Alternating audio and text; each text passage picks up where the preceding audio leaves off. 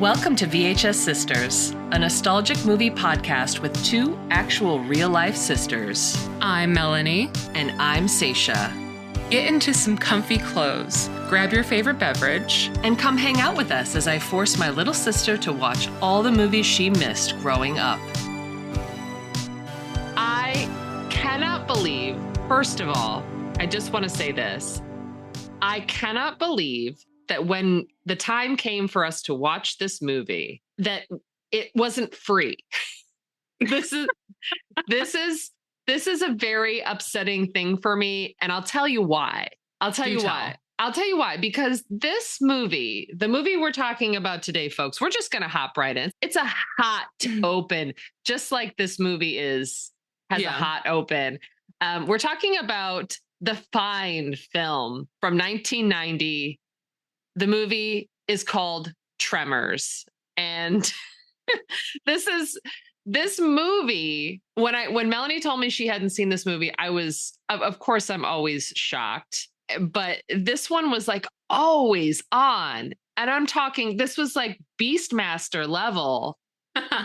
Beastmaster levels of always on, because this movie famously was a bit of a flop. And then it absolutely boomed on the VHS market. Really? Yeah, absolutely. So, hi, welcome to VHS Sisters. I'm Saysha. I am Melanie.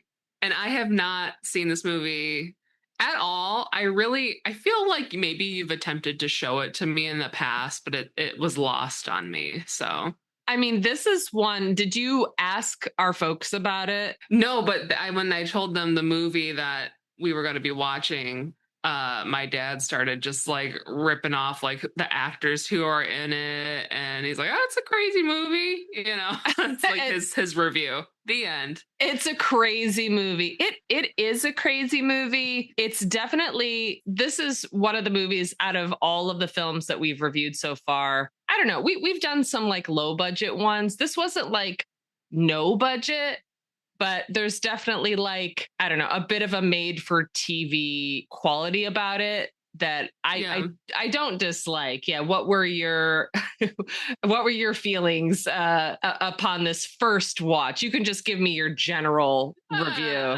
I never want to live in a place that's so isolated in the desert like terrain. That's just not appealing to me. It has its like feel, obviously it's really like niched down as far as like where they are, who these people are. They all know each other.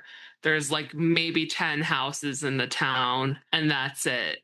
And it's like you have Val and Earl, who are the handymen of the town. So like they just survive if something goes wrong, which it seems like a lot of things go wrong in this movie and in this environment. So yeah, I thought it was not like a soothing watch, but it was something that it was supposed to be. Wait. Oh, I'm realizing too, like we're kind of starting spooky season early. So we're keeping with our August theme of sand. Yes, I do appreciate that it is kind of like a daytime horror movie. It is 100% a daytime horror. That's such a great take. It's like everything happens in broad daylight. It is not spooky ooky. So we're getting horror. This is a movie that has everything. It's horror. It's sci-fi because we have a little bit of a science element. Action. There's a little mystery because they're like, what is this? What's going on with these here tremors? Also a little bit of romance they threw in. Yeah, a little bit of romance. I thought that was kind of funny. But it's like, I guess the premise of the movie, not really that there's much of a like the idea is like, okay, here's these people who come into town, these PhD students or whatever are studying the area. So apparently they've had one every year. And then this year it's Rhonda. Yes. And just so happens that, you know, she's getting some weird seismograph activity going on while she's studying the landscape. And Val and Earl happen upon her because they want to check out who the new student is, because Val's like, I hope she's blonde and got long legs that go all the way up. I'm like, oh my God. Oh my God. Yeah. Do you, are you familiar with Kevin Bacon and his works? You know, I'm familiar with Kevin Bacon, but I've never really watched like a lot of stuff that he's been in. He's been in Footloose, right? He was in Footloose. He's been I've never in, seen it. okay. I mean, I might have to add that Maybe to the I list. have. You know, it's like that's a movie that's on all the time, but I don't know. It is, I would say it's kind of like an essential 80s teen movie musical. Kevin Bacon has famously been in so much that you know about The Game, right? No. The 6 Degrees of Kevin Bacon. Have you ever heard of this? Yes, I've heard of that. That's like because like he has been in so much stuff, including this, because I don't think he disowned this movie, but I do think you should know right out the gate before we like dive into the plot. And, you know, clearly you grasp it easily because it's a very simple plot. Yeah, very basic. It's mostly much like a D&D session. It's mostly planning the whole time. It's like, we're going to do this thing to the monster and this is how we're going to do it. And it doesn't go off right. And then they have to make let's try this. Yeah. Exactly. So, but Kevin Bacon, you know, who has been in everything, I think he famously took this role when he was sort of down and out financially. Oh. And it was a bit of, like I said, it's a bit of a B movie. I do think that everybody does a great job in it. I do also think I always love showing this movie to people who've never seen it. Because first of all, I'm like, how could you have not seen this 100 times when you were 10 years old, like I did? And to me also, I think it's a perfect example of a very good beginner screenplay, because that's exactly what it is. This was somebody's like first movie. And I'm like, this is solid. Like, it's a solid, like, it's a really good screenplay. It kind of ends where it begins. And we see like a full journey in like a tight 90. And I'm like, that's exactly what you want out of sort of like, I love how you called it daytime horror, because this is a movie in the early 90s. It would just be like on TBS, like all the time. And it's like, oh, Tremors is on again. Good. Coming up after Reba. I was like, oh, look, it's Reba. Reba in her first movie. And another fun fact, she was on tour during the 90s when this movie was also being filmed. So she would like fly from her concert to go film and then like back again. Because she wanted to, this was like her opportunity to break into Hollywood and be taken seriously as an actress. And I'm like, go on, Reba. You're like, let's go fancy. Come on, fancy. I love her. I think I do great. Too. She's like very like, go ahead. She's a solid representation of like peak 90s country, and then like going into that sitcom that she did, which is like Always On. And like, yes, I've watched it. Do I know all the characters' names? No, but like, it is a comfort show. Something about like country, I don't know. We could have a whole sidebar on this. And I feel like this movie touches that part of me. You just said, you're like, I can't imagine living in a town this isolated. And I'm over here like looking at Reba and Michael Gross, who play like the prepper couple. And I'm like, yeah, that could be me. That 100% could be me. When we flash forward to later, I'm like, hell yeah, that's the way you do it if you're gonna be out in the middle of nowhere. Yeah. No, we'll get to there. We'll do a little rundown. Did you recognize anybody else in the movie? Well, it's funny because the actor who plays Earl is also in Sweet Home Alabama playing Earl, Melanie's father. Oh my God, I forgot that. And you made me watch that movie. I did, yeah. It's one of my favorite rom-coms. It's very early 2000s coded, so it's good. But I was like, hey, it's Earl. And then he's like, oh, it's, Val's talking to him, Earl, this and that. I'm like, hey, he's just the same guy. I wonder, see, I didn't even connect that. This is like a revelation in the moment. I wonder if they named his character in Sweet Home Alabama after, because he's very, very famous for this movie. Yeah. And and I don't know if you know, there are many sequels. I think he was only in one of them, but there are Tremors. Tremors 2, Electric Boogaloo. No, it's called like just so everybody knows, people might know already, but you don't know. There are 6 sequels to this movie. Oh my God. there are 6 sequels. They are all direct to video. Are they good? I can't really speak on it. My husband has watched more of them than I have. This is the Of course he has. This is the kind of film. A Tremor sequel is the perfect kind of film for my husband. Everyone who knows him, he also likes movies like Sharknado. And that's his mediocre white man aspect in him somewhere, showing, being like, let's watch Sharknado. I think that's a great movie. I just think he loves creature features. He loves critters and cryptids and creepy crawlies, anything with like a misunderstood monster or just a regularly understood monster.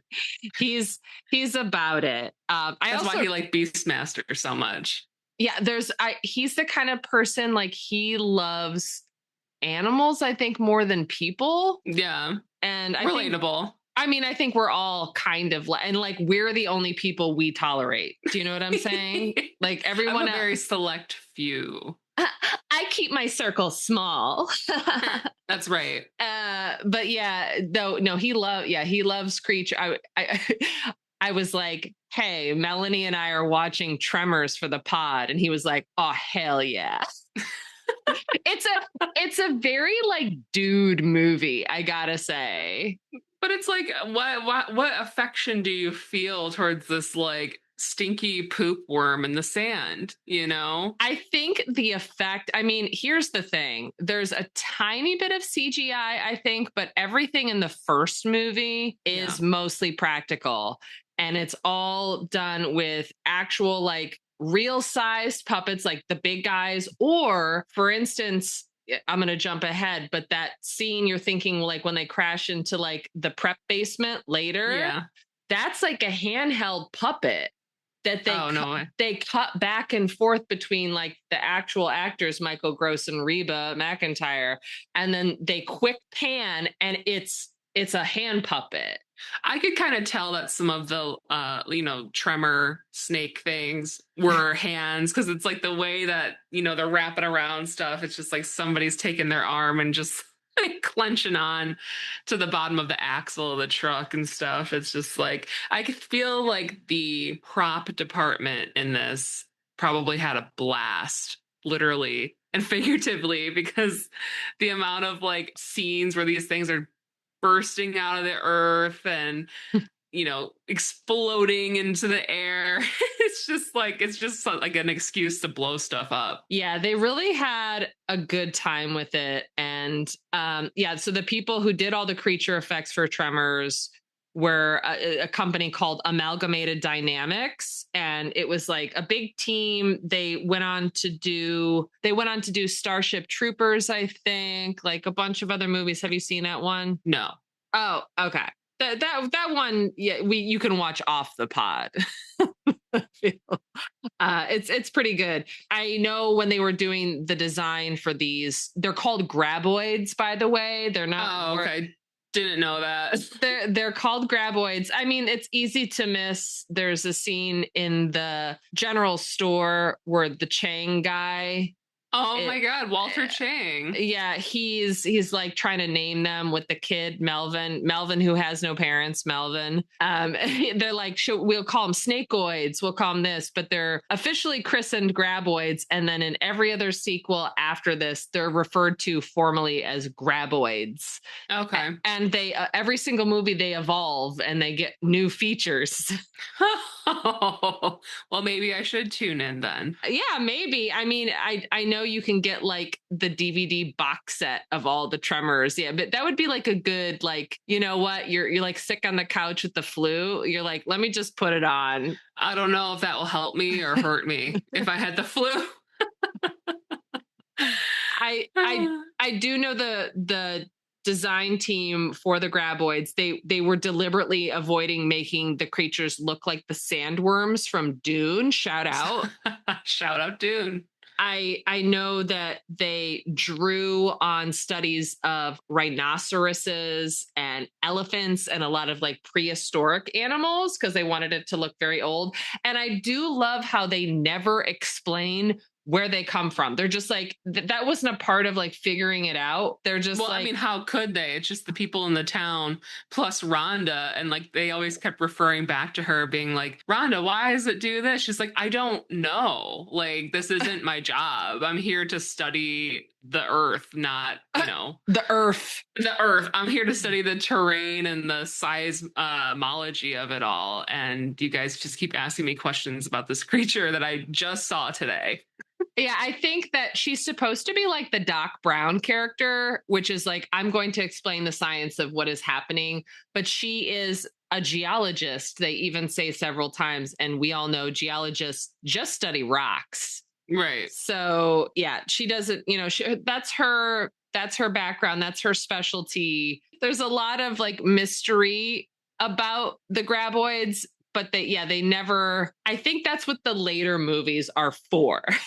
Got it. Because they didn't quite get it all in that tight 90. Nope, they didn't get it in. And they're like, you know what? We're gonna delve into the deep lore of the graboids. We need 6 movies and a failed TV show No way. they really tried to make it work. You weren't feeling the sand and the desert vibe. You weren't feeling perfection Nevada. You weren't feeling Nevada in general. Oh, well, I feel a little stressed out when there's not a lot of like lush nature. You know, I prefer, you know, some trees, some grass, a lake, a river, some, you know, I don't identify with the desert. I've never really been to one. So maybe that's why I'm not like attaching myself to wanting to be like, oh, this seems like a place I would drive through, you know, or whatever. I'm like, no, I'm never going there. And I don't want to now.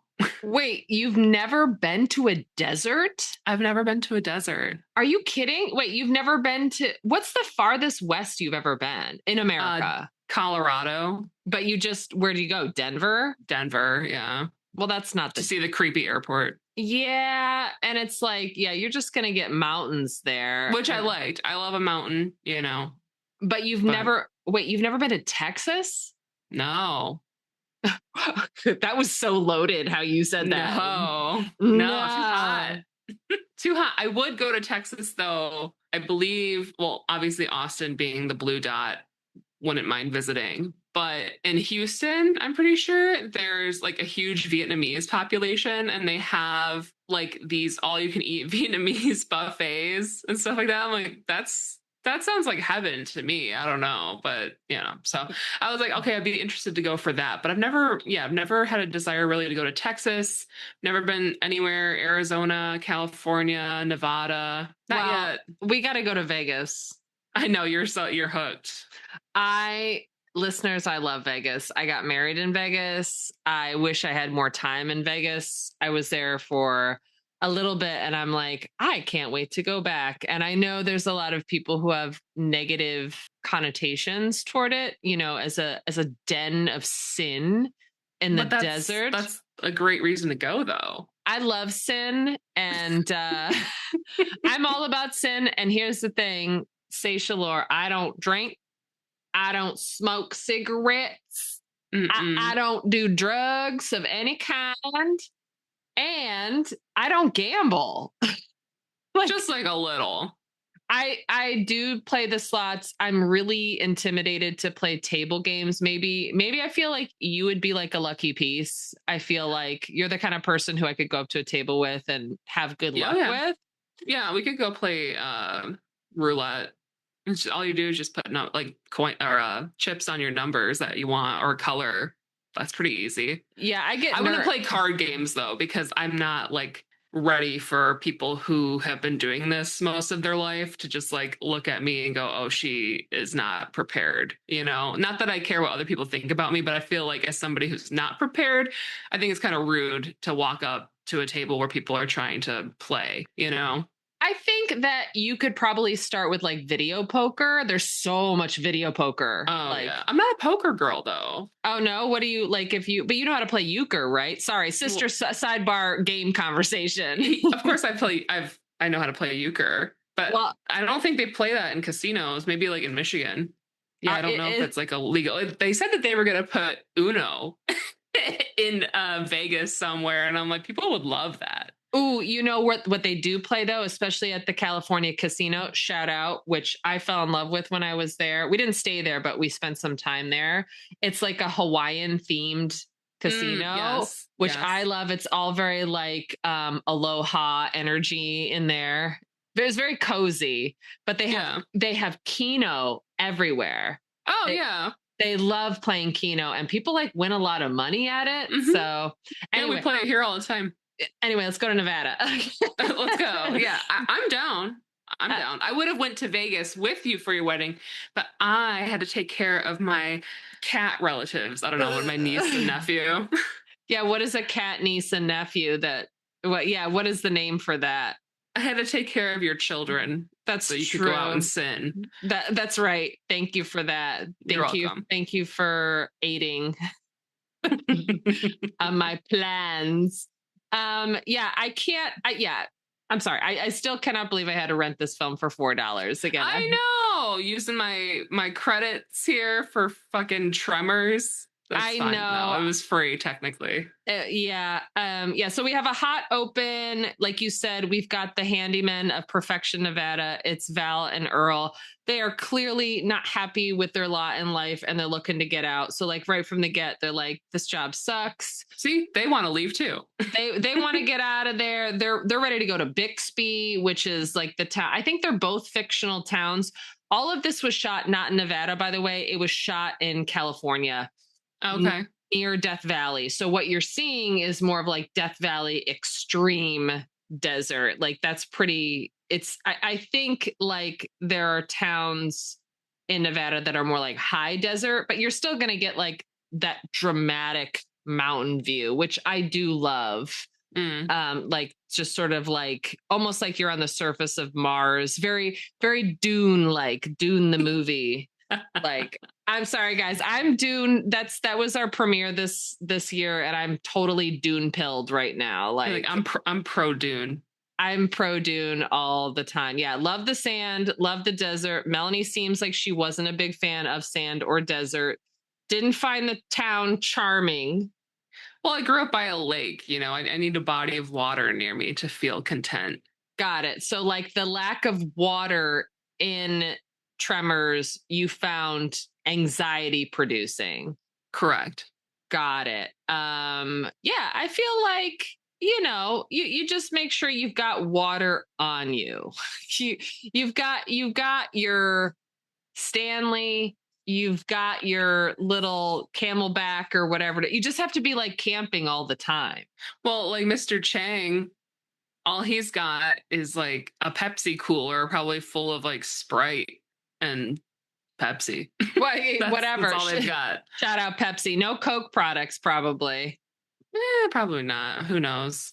Yeah, although I am pro. I like a crispy boy. Okay, I like a Coke Zero or a Diet Coke fountain. No Pepsi. Yeah, I'm not sure if there's like any regional Nevadian sodas. Much like Verner's. Much like we have in Michigan at Verner's. We get a really quick sense of the situation in this movie. Like I said, top-notch screenplay, hot open. We know that something is going on with the tremors in the ground because our love interest, who I feel is put there, whenever we have like two dudes in a movie, you instantly need to tell the audience that they're definitely not gay. So what are we going to do? We're going to put in a hot, kind of hot geology student. She's cute. She's Yeah, I mean, They act like she's ugly. Val at least acts like she's ugly, and all she's got is like sunscreen on her nose, and she's wearing comfortable clothing. right. She's just like doing her job, and they're instantly. I mean, Val, the character of Valentine, he's portrayed as very shallow, like you said. He just wants a woman who's tall, who's blonde, who's leggy. I'm like, you really, if you're going to live in a place like Perfection, Nevada, you really have to like lower your expectations a little bit. Yeah, Because I there's would say just so. like in a town of 14, I don't know how big Bixby is supposed to be, but it's maybe like 35. still, you're not. I mean, you've done a Tinder sweep in a small town. It's not going to be great. It's not. You're not going to get the winners. No. That's why you need to enter like a larger dating pool, is what I'm saying. But they didn't have that back then. It was 1990. They did film this in 1989, so it's another one of those movies that kind of straddles the 2 decades. We get introduced to everybody in town, population 14. Were there any standouts for you? Like were you like latching on to anybody character wise, or was it just kind of like, were you just like vibing it? Well, I like Val's name. I think that's a cool name for a character, Valentine, right? Yeah, beautiful. And then I think I have a soft spot for Earl because, like I said, he was in Sweet Home Alabama. The same name. Yes. So I'm just like, he's older, but he still hangs with the young guy, right? And so he has more maturity about him, but he also hasn't really been anywhere. So he doesn't have like great perspective. So he's just kind of like nudging him on, like, hey, you should date Rhonda. Like, it's like, this is the only girl in town. You better get on that and you better act respectful. So like, I like that he was kind of like pushing him to be better and to give somebody a chance that he wouldn't necessarily give a chance. But I really liked Walter Chang. It's like, because he's running his general store. I know obviously he's like Chinese, right? But it's just so funny to me that when they do eventually get a graboid, he wants to buy it. And I'm like, why are you buying that, Mr. Chang? You can't cook it. It's scary. I think he wanted not to cook it, but I think he wanted to display it as if it were like like a trophy fish or something. Like a trophy fish, or like you see places like this a lot in the West, where it's like there's just like nothing for miles and miles, and then you'll see there's a very famous place. I think it's in Arizona. I know because I've driven past it a couple times, but it's like only 100 miles to the spot, and it'll be like 50 miles to the spot, and you go to like the mystery spot. Yeah, it's like the mystery spot. Like there's tons of places like that where it's like, come see the freaks or whatever, or come see like these oddities. Like they want to, it's like a gas station and a food place, but they really want to like lure you in. So I do like that there's that element of sort of like, how do we get people to like stop at our way station? Good point. So yeah, I think also the character of Walter Chang, I know because I was doing a lot of research on this. I think the character was supposed to be Vietnamese. Okay. But Victor Wong, who is a super famous Chinese character actor who's been you've seen Big Trouble in Little China, right? Yeah. He's famously in that. The character was supposed to be Vietnamese, but they made him Chinese because Victor Wong just came in and auditioned for it. Yeah. Anybody else in town? Were you feeling the vibes? Well, I like Reba. So like you get a glimpse of her in the first part of the movie, and then she kind of disappears and then comes back. So like she's kind of wearing a waitress uniform. So I'm assuming she's a waitress, but was she? I thought so. She's but like, where's the restaurant? That's what I'm saying. So I'm just like, I don't know. Wait, where is she wearing a waitress uniform? Like when you first see her, she's got like a yellow kind of shirt that has a little bit of a puff sleeve on it. And I swear it looks like she's got an apron on, but I could have hallucinated that. I don't know. Maybe that was just like her trad wife outfit. Maybe. To me, a red waitress. That's very funny. Yeah, I was gonna say, like, yeah, who's serving food? The only person who would serve food in town is probably Walter. Like, Yeah, and she works at his restaurant. That was my thought. Oh, interesting. I didn't get that. I've never thought that. So maybe I don't know, maybe that's true. All you Tremors fans out there who I know are listening to this, sound off. Let us know. What is Heather's job? Heather Gummer, who's married to Bert Gummer, which is one of the funniest character names, I think. Bert Gummer, who is a gun-toting survivalist and a right-wing conspiracy theorist. Yeah. I don't know. Give it up to Michael Gross for like making this character so epic. Who, I don't know. Do you recognize that actor who plays Bert, the crazy gun guy? So you're definitely too young to remember this. He was very famous. He was most famous for playing the dad on a show called Family Ties, which was in the 80s. I don't know. That was and that was the movie where Michael J. Fox got famous on.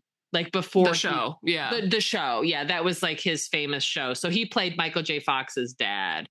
Oh. But so he's known for two things. He's known for being Michael Gross is known for being Michael J. Fox's dad, and also Bert Gummer, because Michael Gross has been in every single Tremors movie. They kept it going. I think around like Tremors 4, the original filmmakers or screenwriters kind of stepped back from it. They're like, okay, we're not doing this anymore, because I think each sequel gets more like dramatically cheaper and cheaper, until it's sort of like, we only have these shows. It's the kind of movie that you would see like on the Sci-Fi Channel. Yeah. So I feel like now that I'm talking more about it, I'm like, should we just do a Tremors marathon? Because I'm kind of into it. I'm curious to know about the second one. I think it's not great, but I do know that the graboids start to walk in it. Ooh. Yeah, they take on like a different they evolve. Yeah, they evolve. Yeah, just like any good biological horror. Yes. Life finds a way. Exactly. So yeah, and they have to deal with these graboids pretty quick. Again, like it's hot open. We see a couple who's like the doctor in the town. Him and his wife get like swallowed up. They get swallowed up. Yeah, gobbled by these graboids. Like even before that, Val and Earl like find people who have died from them already. So like they find one of their neighbors who was like up on a electrical tower because they didn't know at the time, but because the worms were in the ground, right? The graboids. And then another neighbor who's a farmer was gone. All his sheep were also like slaughtered, but they weren't like all eaten, which I thought was kind of funny. Like there was just like a lot of like, I thought there was like some corpses going on, but I could be wrong. Yeah, I think that I don't know if they just wanted that juicy human meat. Maybe that's what I'm wondering. And so they were like, this wool is too much, but like I don't want all that. Yeah, they got to talk to Dr. Hannibal Lecter about some preparation techniques. They do. And then, so eventually, the doctor and his wife get swallowed up and they're starting to come out, like you're watching them come through the ground, which is like, it's kind of I wasn't like feeling scared at all. I was just kind of like laughing with it in a way. It's like, oh no, here he comes. Like, but we didn't quite really see the full monster until later. So like the little ones, are they like how do I explain this? When you see the bigger puppet, there's little ones inside of it, which creeps me out. Don't like that. But other times that we've seen them, they're just the little ones. So like, do they grow and like that's the mom and they like they leave the host essentially and like become their own little creatures until they get big enough? Well, you say you see the little ones. Are you talking about like the one that like latched onto their truck and stuff? Yeah. Correct. So I believe the biology of the graboid is that they're it's a big guy, and then the little guys in his mouth are just like Melanie's making, she doesn't like it. I don't like things with mouths like that. Well, it's like, it's kind of like Aliens or Aliens, which you've seen, right? Mm-hmm. Yeah. So you know how it's like you have the mama alien and then you open up the mouth and then the chest burster too, comes out. Well, there's like a whole biology to it. Like with this, it's like the little snakes in the big graboid's mouth function as like an extra biter and an extra grabber. So it's like really grabby and really bitey. So you can you like bitey level off the charts. Yo, you better watch out because that bitey level, it's off the charts. It's high today. It's super high. And I think that the little snakies in the mouth are like, yeah, they're to like draw the prey. Oh, you know what? It's like, don't fish have that? Don't fish have like little... sometimes they're little bait. Well, sometimes they're what, anglerfish, you mean? Or like aren't there certain fish? I'm asking because you're the resident marine biologist on the staff. Don't certain fish, when they open their mouth, don't they have like little danglies in there that are supposed to lure other fish? I believe so. And also some fish will have like their babies in their mouth too. I think that the little snakes are the graboids' babies, maybe. Oh, yeah. Yeah, that's what I'm thinking. So maybe like when they fuck, by kissing, they have the babies in their mouth and then they get bigger when they grow up. Well, I wonder if it's like, an asexual reproduction, like you can do it on your own kind of thing, or is there a mommy worm and a baby or a daddy worm and they make a baby worm? Wait, is that how it happens? Yeah, mommy and daddy love each other very much. And now we got another baby worm coming. How do you feel about having a worm sibling, Junior? I don't want her. I don't want it. That's if that's how it really goes down. That's so beautiful. That's like more beautiful than I could have ever imagined. Yeah, we'll have to ask. We'll have to ask the creators of this. I need to go back really quick because I keep thinking about it. With me thinking about Walter Chang wanting to eat the graboid is because when they're all looking at it, like all the townspeople are gathered around the truck and see, they go, oh, it looks like this. And it's like, oh, it looks like an eel. And then that's when he's like, can I buy it? Obviously, I think what you said is correct. But like, I'm like, I eat eel, maybe it would taste good. So what you're saying is that when you thought that Walter was trying to acquire the graboid for eating, you were not being racist. I'm trying to justify not being racist. I don't think you can ever overcome I don't think you can ever overcome that accusation because you're like, the Chinese guy wants to eat the graboid. But it's the movie that was made in the 90s. Like, that's just what it is. You gotta have, like in Tank Girl, you have the doctor come save you, and is this like Taiwanese or Chinese guy. Oh, another Chinese actor who was in Big Trouble with Little China. Oh, really? Ryan's gonna kill me. Ryan, who plays Lo Pan in Big Trouble in Little China? James Hong. So the doctor in Tank Girl is played by James Hong, who's another super famous Chinese character actor who played Lo Pan in Big Trouble in Little China. So you know what? They had to get these Chinese actors to play very specific stereotypes. Are there more opportunities for Asian American actors now? Hopefully, yes. Yeah, hopefully, yes. I'm just going off of the vibes from the movie, That's not my own personal judgment. I'm just saying, like, this is what I'm imagining based on everything I've seen so far. Well, I love that you loved him and his whole shop setup. I'm bummed that he gets eaten so fast. Yeah. He goes down like real Jaws style, because once the whole town gets like hip to the fact that there are these worms, then it's basically sort of like this cat and mouse tale where the worms are trying to eat the people and the people are making plans to like kill the worms. And they figure out right away that they go off vibration because they don't have eyes. And what makes a huge vibration in town but that motherfucking soda pop machine thing. Whatever's in there, Coke Zero, Pepsi, whatever. Not back then. No, maybe it was Tab. Oh my God, yeah, maybe it was a giant cooler full of Tab.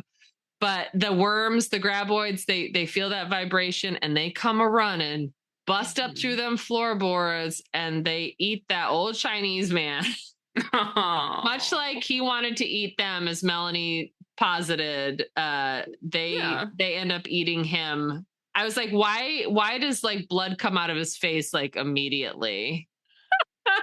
It's just the prop department, the effects department was just having a ball. They were having a ball with it. Yeah. Did you enjoy the oopy and goopiness of the worm? Okay. I mean, it seems true to character, for the worm, but do I want that? Wait, how did it seem true to character? Because it's a gross underground. They say it smells terrible. They're like, the live ones smell worse than the dead ones. To me, that worm's gonna have goop in it, and I don't want to smell it. What do you think? What do you think the worm smells like? Obviously, shit. He smells like poop. He smells like poop. The end. Like putrid stink and probably rotting flesh as it is consuming. I don't know where they came from. I'm sure maybe in the other town 40 miles away. Maybe they ate the people there too. I don't know. Yeah, I think you're correct. It probably just smells like carrion, like old meat left rotting in the sun. Now, if I had a rewrite for this, sure. If we wanted to give Rhonda more of a science angle, like maybe she was studying at like, I don't know, some school out there. I don't know any of the schools. I'm not like Arizona something. It could have been, Arizona State could have been like, there's a lot of good schools in California. So maybe like her driving out, she picked up something from her lab that she was working in, and it tailed her like on the back of like her truck, and then it dove into the ground when she got there, and that's when it started to multiply. And it's like, so we're taking more of like an outbreak style situation. Like an origin story, like where did it come from? Maybe again, this is answered in the 5 other movies plus failed sitcom. I'm going to ask another question of my husband, even though he's not officially a guest on this pod. Hey, Ryan, we're podding right now. In any of the Tremors movies, I'm going to tell you what he says. In any of the Tremors sequels, do they ever explain where do the graboids come from? I've only seen the second one. Wait, you've only seen the second one? Yeah. Ryan, didn't you see like the Shrieker Island one? No. Oh my God. Okay. I think we need to all sit down, and if anything, this pod has really opened my eyes to the fact that we do need to watch more than, you know what? We're being fucking casuals here. We're being casuals. I'm the one who proposed this movie. I should have come with a deeper understanding of the lore. But maybe this is something we can discover together. Yeah, I mean, I always like to ask questions.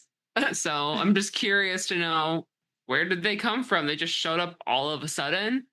They haven't dealt with this for years. So I'm like, if I were to rewrite, where did he come from? Where did mommy and daddy graboid come from and get their freak on in the earth? Or, asexual parent number 1. Right. Yeah. Is it a kind of a seahorse situation? Did it touch like toxic waste and mutate? That's what mm-hmm. That's like a common thing. Yeah. Because I do think that this movie, the screenplay in particular, is a bit of a a tip of the hat, a love letter, if you will, to like the creature movies of the 50s, which I don't know if you've ever seen. Like there are a lot of movies back then in the 50s that were like the giant spider or the huge ants or whatever. They're just like, this is a thing that just happens. And it's usually as a result, like, well, it's like Godzilla too. That's what Godzilla was. It's like a result of a radioactive fallout. Mm-hmm. And then they're like, okay, now we got a huge fucking lizard ripping up Tokyo. And his baby. And his oh, I love baby Godzilla. Little baby. Mom does too, because he blows little smoke rings. I love it. Yeah, we are Godzilla fans in this family.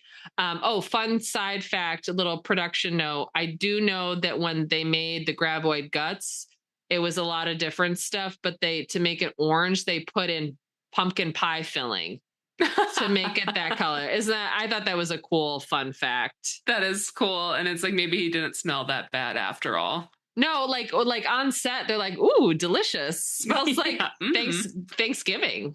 Mm-hmm.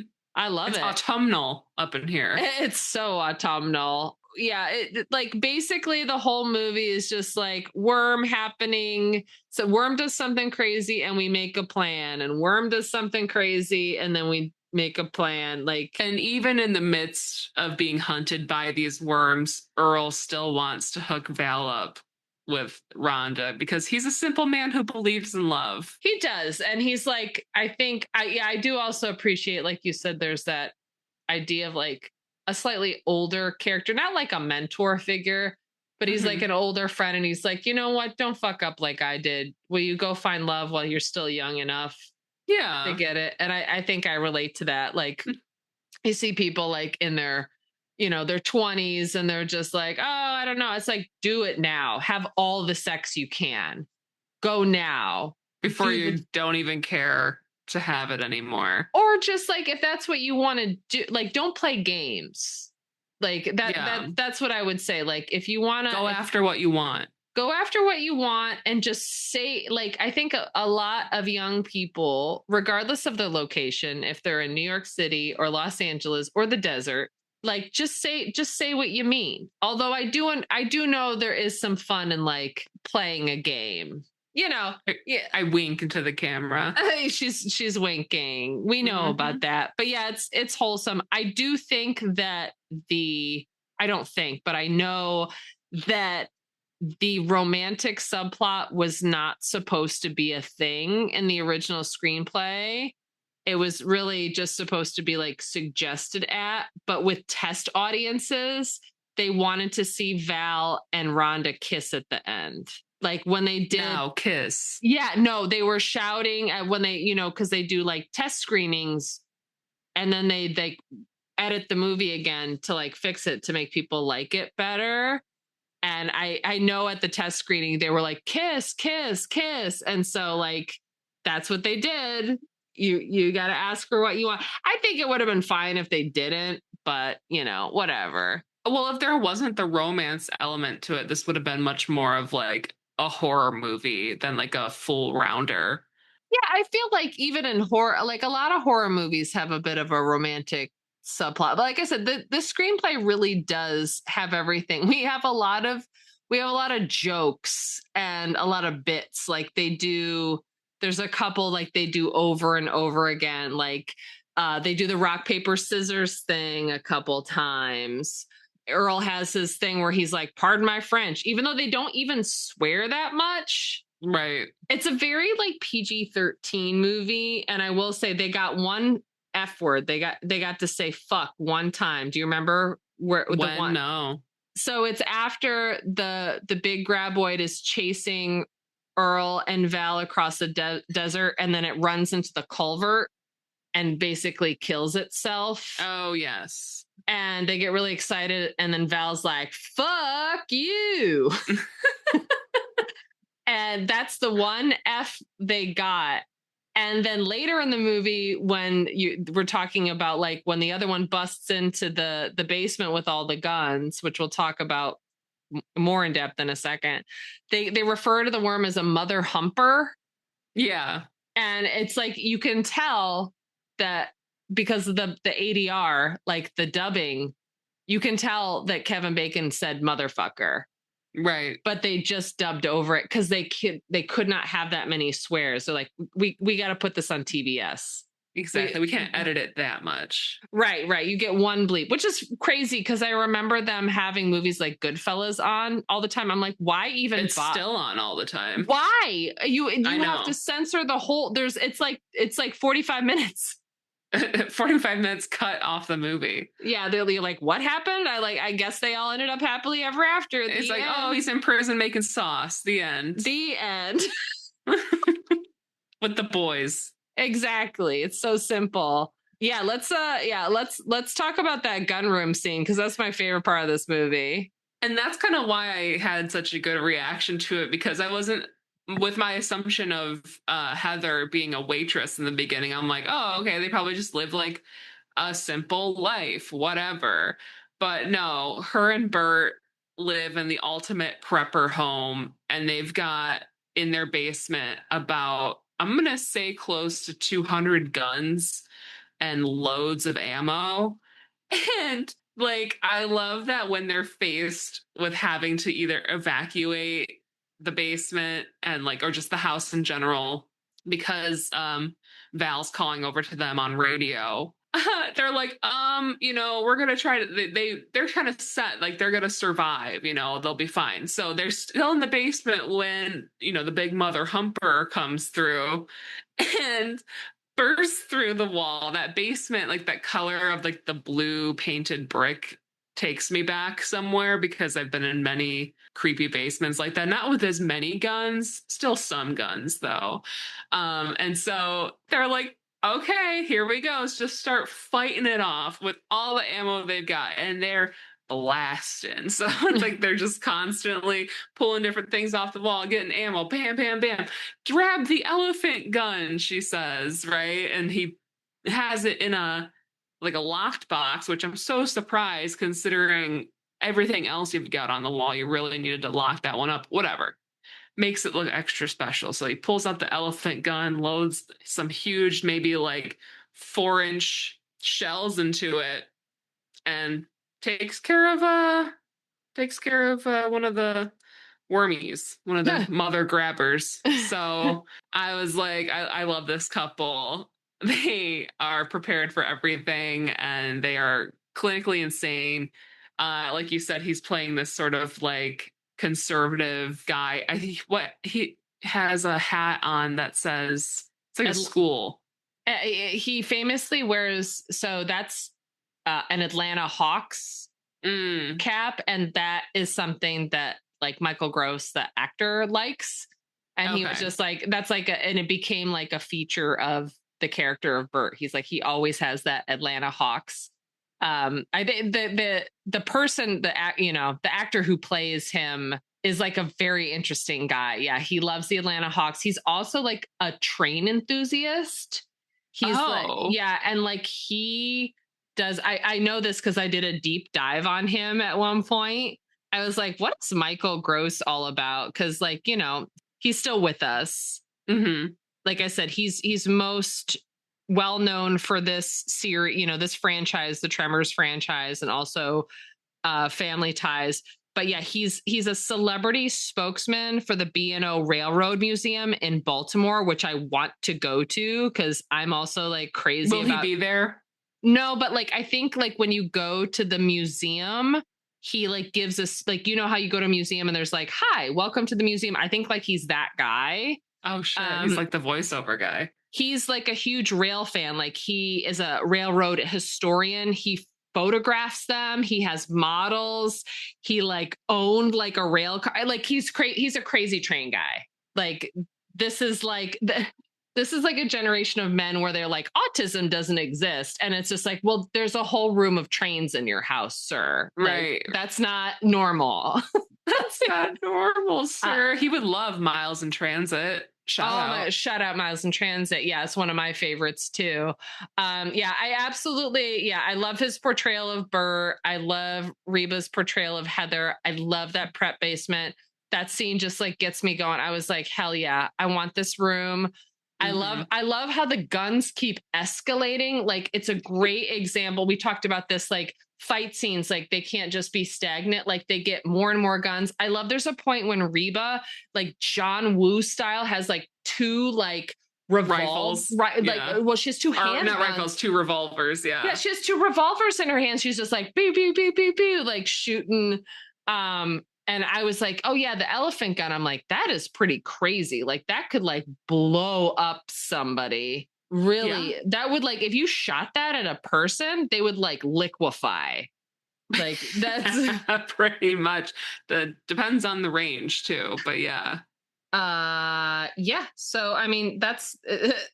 I was gonna say, like, how do we wrap this up? Because again, the movie is very like, again, the same thing happens and happens again and happens again. Oh, did you recognize the little girl who was on the pogo stick? Do you recognize her? No. That's Ariana Richards, who is best known for being the little girl in Jurassic Park. Oh. Yeah, that was like her very, very first role. Yeah, most of these people are kind of like unknown. I'm like, I don't know if like the girl who played Rhonda did anything after this. There's a lot of like, I would say like, yeah, lesser known actors in this. I'm always fascinated with the character of Melvin, who's like the teenager who everybody is annoyed by, who's like trying to prank everybody all the time. I'm like, where are his parents? Like, why is there just like a 15-year-old living in a shack by himself? I thought he was the son of, or like Mindy's brother, essentially. No, he's just like doing his own thing. And like, I did research on it. They're like, yeah, his parents are like gamblers who like go off to Reno and Vegas all the time. I'm like, Melvin has his own backstory. That's the thing. Oh, yeah. I think I love too about this movie is that it just doesn't like tell you everything. It's just, you're just dealing with the graboid problem and like, that's it. Yeah. So speaking of dealing with, they do finally deal with the graboid problem. Who's the person who ends it for all of them? Val basically decides to run it off the cliff, essentially. Like he knows that it's tracking him and he decides to book it full speed. It was him, Earl, and then Rhonda's running after him. And she's like, I have the thing. I don't know what the thing was, but whatever. So they're running. And then gets to the end and he realizes that, hey, there's the cliff. Maybe, hopefully the graboid will go off the cliff. And it does. So his plan works out. And it does the end. So and he's like, yay. He's like, give me a smooch, the end. And yeah, they get photographed by Rhonda because she's like documenting this for her thesis or whatever. And Earl's like, well, maybe we can be put in People magazine. And he's like, well, how about National Geographic? And it's like, all right, whatever happened to National Geographic magazine? I don't know. I used to save issues. I was like in love with it. I loved all the travel photography. And, that was the one you could see titties in too. So that was like interesting to me. True. I'm like, oh yeah, look at some naked people. I love it. Like I said, screenplay wise, it really works for me because they start off with them talking about a stampede and Earl falling off the back of the truck and falling down on the ground. And then that's right. Yeah. Yep. So kind of, full 360 on that. Full circle to the end. Yeah. The thing that Rhonda has is the lighter because they were trying, as you can see, to blow it up. It's a little bit of like, I wouldn't say a red herring, but it's like a misdirect at the end because you think that they're going to like try to blow it up because they have all these pipe bombs that Bert has. And they're like, he has all these cannon fuses. They're like, I think that's a very funny line. They're like, where'd you get all these cannon fuses? And he's like, they're for my cannon.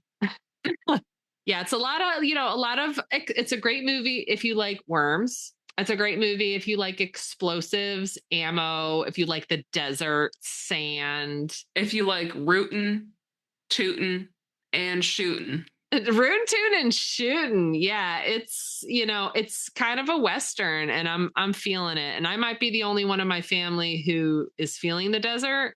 I don't know. I think I like the idea of being, you know what it is? I've been in New York City for 20 years. So you want to mix it up.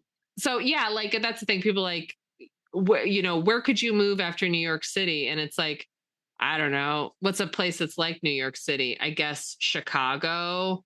Like, but like, who wants to live in fucking Chicago? You know what I'm saying? It's fine. It's fine. I've only been once, surprisingly, and I can't say much, but it's the second city, as they say. It's, it's very New York in the sense that, like, yes, you can walk places, but like nothing's like New York. Like, if you're going to be in a city, you got to be in New York City. But it's like, yeah, if I get out of here, it's going to be in the middle of nowhere. We're just going to go full on prep mode. I'm going to live in a shotgun shack. Well, Budgie needs air conditioning, so. Well, we can still have some comforts, or I can just wait till the cats are dead too. You gotta give it a few more years. Oh my God, gotta plan ahead, Here's the thing, though. The world is getting hotter. So I feel like places with desert climate, places down south, they're going to start to see like the worst of things pretty sooner rather than later. Will that make it cheaper, though? Yeah, of course. Yeah, that's a whole socioeconomic issue that we can't even begin to touch upon on this podcast. Definitely not this podcast. Yeah. Any final thoughts on this fine film from 1990, Tremors? Yeah, it was good. This is I will give my rating. My long-awaited rating. I'm going to give it a solid C. Whoa, that's pretty low. You think so? That's pretty, I get it. Again, like I propose these movies. They are all well thought out beforehand. This is a nostalgic one for me. It also fits with our theme of sand. And I have to I'll give it a B-. And I feel like a lot of that B is colored by nostalgia. And, there are some parts about it I would definitely tidy up. Mm-hmm. But I think it's a perfect... And expand upon, too. And expand upon, right. I think I do give it... The B is also because I feel like it's a very solid effort as like a first movie, first screenplay, creature feature. It also like... It's just like one of those movies that I feel like if you're a kid who grew up in the 90s, you're just like, oh, yeah, Tremors is on. This is like a chill day. It's a chill day. It's a very chill day. Do you find it funny that like my chill movies have to do with subterranean creatures who are in the desert? This is my comfort movie. Yeah, that and Dune are your comfort movies. Pretty much. Like, that's so funny. I think I've seen that in like a meme on the internet, and people ask what a girl's like comfort movie is, and it's always like something fucked up like Hereditary. Yeah, I think of like my favorite, like some of my favorite movies, which I don't know if we should do them on the pod because they're really messed up, but they're like Frank Henenlotter horror movies like Basket Case or Reanimator. And they're really like violent and scary. And they've got puppetry in them that's really like not only disturbing, but pornographic. Whoa. Yeah, I don't know. Should we do more scary movies for Spooky Month? Should we really go there? Well, let us know at VHSsisterspodcast@gmail.com and or Instagram. How do you feel though? Do you want to be scared? I don't know. I mean, I'm not opposed. I'm just wondering as far as schedule this year. Oh, we can we have enough room? We can nudge some out. Don't worry. I can up the scare factor for you. We can get if there's one that really, speaks to you and you think is relevant, then put it in. Yeah. Well, we'll have a spooky good time. We'll table it. But I did enjoy Tremors. I just don't think that like I find comfort in the movie like how you do. I love it. Definitely not watching this if I have the flu. I would be even more sick. I love it. What's the movie you would watch if you had the flu? What do you put out? Depends on what time of year it is. I just had this conversation with friends not the other day, but recently, because I feel like this is a good way to get to know somebody. What is the thing you put? What is the series, the show, the movie, whatever? What do you put on when you are having a sick day on the couch? What is your show? I feel like an automatic comfort show is going to be Gilmore Girls, because it was always on. I didn't grow up watching it. I only watched it within the last like 3 or 4 years, the entire series, and loved it. Because I made you watch it. Right. but that podcast was already taken. Thanks, Gilmore Guys. And so there are so many Gilmore Girls podcasts. There's like we can't be another one, you know? Yeah, totally. But it was always on at 4:00 when I came home from school. So it's like, to me, like on the CW, I'm like, okay, that's a comfort one. As far as movies go, it just depends on like how I'm feeling. Like if I need some comedy, if I just need to like wallow in self-pity, you know, like mix it up. Yeah, I don't know if I turn to a movie necessarily. That's more of like a show thing. But like if I'm sick, I usually start at season 3 of Parks and Rec. I'll start it at the episode flu season. And like everything after that point is just absolute fucking gold. It's perfect. Or I'll start it at like season 2 of Bob's Burgers and let it run through to like season 5, 6, 7. I feel like that's pretty solid.